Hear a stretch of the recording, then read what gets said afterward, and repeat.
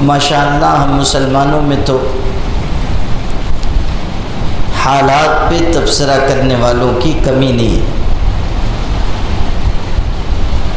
مالیگاؤں اور دھولیا تقریباً ملتے جلتے ہیں،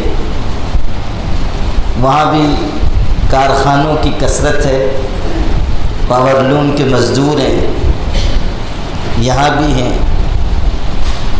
ہمارے یہاں بھی مقادم حضرات ہوتے ہیں، آپ لوگوں کے یہاں بھی ہوتے ہیں۔ میں کہا کرتا ہوں کہ ہم لوگ مدرسے میں 10-12 سال پڑھنے کے بعد عالم مفتی بنتے ہیں، اور ہمارا بھائی جو ہے وہ بیچارہ کارخانے میں مقادمی کرتے کرتے مفتی بن جاتا ہے، اور پھر وہ مسئلے بتانا بھی اپنی ذمہ داری سمجھتا ہے اور حالات پہ تبصرہ بھی اپنی ذمہ داری سمجھتا ہے۔ اور جہاں ہم ہوٹل پہ بیٹھے، چونکہ 3-4 چائے ہم کو پینی ہے، تو بغیر گرم تبصروں کے چائے ٹھنڈی معلوم ہوتی ہے، تو اس لیے ہمارے تجزیے، ہمارے تبصرے وہ شروع ہو جاتے ہیں۔ اور دھولیا میں ہوٹل پہ بیٹھے بیٹھے 2-3 چائے پیتے پیتے آدھی دنیا ٹہل کے ہم واپس آ جاتے ہیں۔ امریکہ میں یہ ہو رہا ہے، اور چین میں یہ ہو رہا ہے، اور جاپان میں یہ ہو رہا ہے، سارے جہاں کا جائزہ اپنے جہاں سے بے خبر، ساری دنیا کے بارے میں ہم تبصرے کرتے ہیں، لیکن یہ غور نہیں کرتے کہ ہم کیا کر رہے ہیں، اور عام طریقے پر اپنی عقل سے جو سبب ڈھونڈ کر لاتے ہیں اس میں ٹھوکر کھاتے ہیں۔ میرے والد صاحب رحمۃ اللہ علیہ اس پر ایک دلچسپ قصہ سناتے تھے، وہ یہ کہ ایک مرتبہ ایک سڑک سے 3 بیوقوف گزر رہے تھے،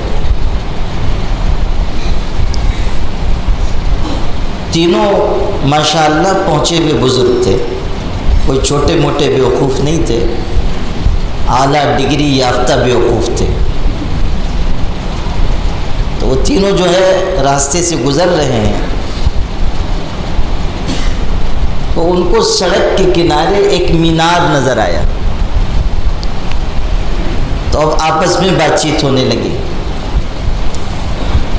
کہ بھئی آدمی تو 5-6 فٹ کا ہوتا ہے، اور یہ مینار 100-150 فٹ کا ہے، تو اتنے چھوٹے لوگوں نے اتنا اونچا مینار کیسے بنایا؟ اسی سے اندازہ کر لیجئے کہ وہ کتنے پہنچے ہوئے بزرگ تھے۔ آپس میں جو گفتگو ہو رہی ہے وہ مینار کی اونچائی پر ہو رہی ہے۔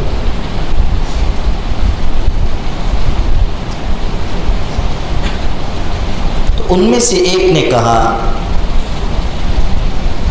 کہ اصل میں یہ مینار آج کے زمانے کا ہے ہی نہیں، یہ مینار تو اسی زمانے کا ہے جب کہ لوگ بھی اتنے ہی اونچے اونچے ہوتے تھے، یہ آج کے دور کا مینار نہیں ہے۔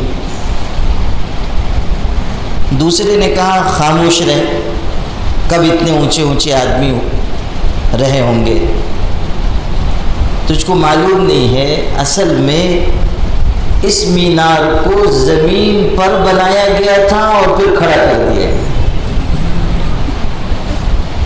یہ بھی بہت دور کی کوڑی لے کے آیا،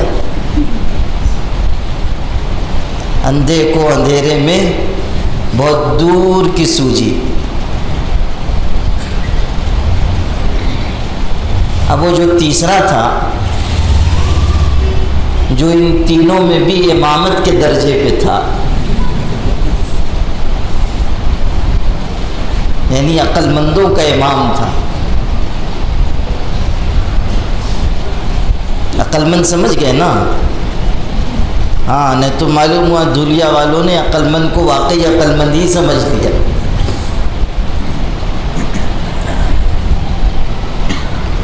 یہ عقل مند ایسا ہے کہ جس کو آپ کھرچیں گے تو اندر سے مہا بیوقوف نکلے گا۔ وہ ہوتا ہے نا کہ مدرسوں میں ہمارے ہاں پڑھایا جاتا ہے کہ اس میں ضمیر محذوف ہے، یعنی حذف کی ہوئی ضمیر، یا ضمیر مستتر ہے، چھپی ہوئی ضمیر۔ تو وہ ایک طالب علم تھا، ذرا کن ذہن تھا، بار بار اس کو پڑھایا جاتا تھا کہ اس میں ضمیر چھپی ہوئی۔ جو مدرسے کے بچے ہیں، عالم ہیں، وہ سمجھیں گے، وہ ضمیر چھپی ہوئی ہے، ضمیر مستتر ہے، اس میں ضمیر چھپی ہوئی۔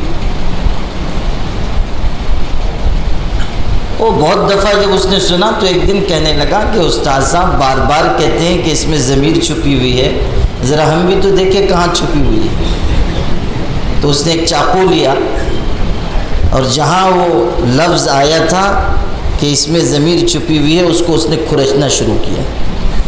استاد صاحب نے کہا تھا کہ اس میں ہو کی ضمیر چھپی ہوئی ہے۔ اب اس نے جو اس کو کھرچا تو صفحہ پھٹ گیا۔ اللہ کا کرنا یہ کہ جو پچھلا صفحہ تھا وہاں پر ہو ہی لکھا ہوا تھا۔ تو اب جو یہ چاقو سے اس نے کھرچا تو اس میں سے ہو نکلا۔ اس نے کہا واہ، استاد صاحب بالکل سچ فرماتے تھے کہ اس کے اندر ہو کی ضمیر چھپی ہوئی ہے۔ آج میں نے چاقو سے چھیلا تو اندر سے نکلا۔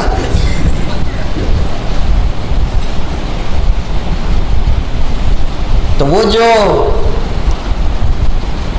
تیسرا والا تھا جو ان تینوں کا بھی امام تھا، دلی والوں سے کچھ اس کی رشتہ داری رہی ہوگی، تو اس نے ان دونوں سے کہا کہ تم دونوں بیوقوف ہو۔ ایک کہتا ہے کہ جب لوگ اتنے اونچے اونچے تھے جب کا یہ مینار ہے، اور ایک کہتا ہے کہ اس کو زمین پہ بنایا گیا اور پھر کھڑا کر دیا گیا۔ الو کے پٹھوں، تم دونوں سے کس نے کہا کہ یہ مینار ہے؟ یہ تو کنواں ہے جس کو الٹا کر دیا گیا۔